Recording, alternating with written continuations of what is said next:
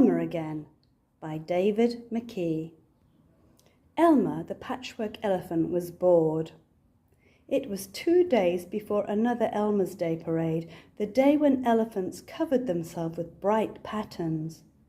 The colours were ready, and the elephants were quietly thinking about how they would decorate themselves.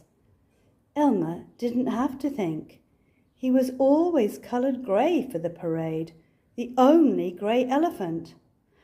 "Time for a walk," he said to himself. As he walked, Elmer thought, "It's too quiet around here. We need a joke or something to liven things up." He came to a pool and looked at his reflection. "Hello, Elmer," he said to himself in the water. "You've just given me a good idea. Thank you." When he returned, the others were still quietly thinking. Elmer went up to one of them and whispered in his ear. The other elephant smiled and winked, but said nothing. Elmer settled down for a rest. He had a long night in front of him.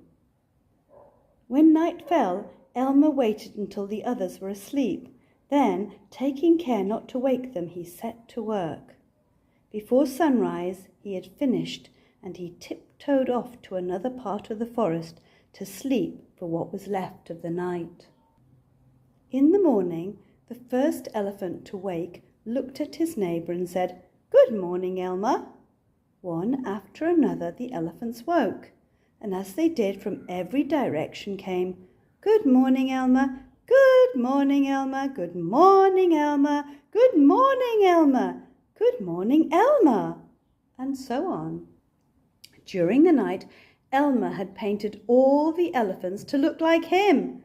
Now there were Elmers everywhere, and nobody knew which one was the real one. Then the elephants started to speak to each other and say things like, "Are you Elmer?" "I don't know," the other might say. "I might be today, but I'm sure I wasn't yesterday." Then one of the elephants called out, "This is another Elmer trick. Come on, let's splash across the river and wash off the colours. Then we'll see who the real Elmer is." The elephants raced to the river and splashed and sploshed their way to the other side. Once they were on the other side, the elephants stared. They were all grey. "Where's Elmer?" they asked. "Here, of course," said a grey elephant. "Don't you recognise me?" "But you're the same colour as us," gasped the others. "So I am," said Elmer. "Wonderful! I always wanted to be like you." "This is awful," said another elephant. "Elmer can't be like the rest of us. Things won't be the same without an Elmer." "Well, there's nothing I can do about it," said Elmer, "unless—" "What?" said the others. "Well," said Elmer, "the colours that washed off are still floating on the water.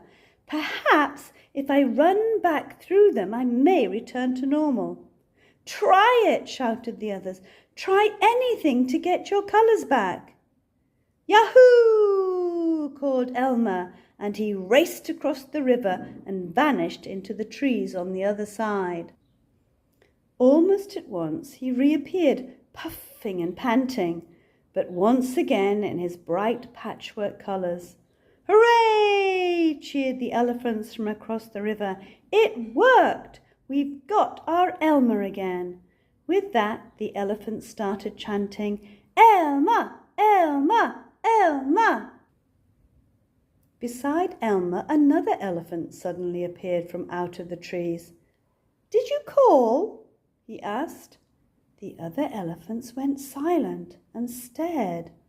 This other elephant was soaking wet, as if he had just run across the river.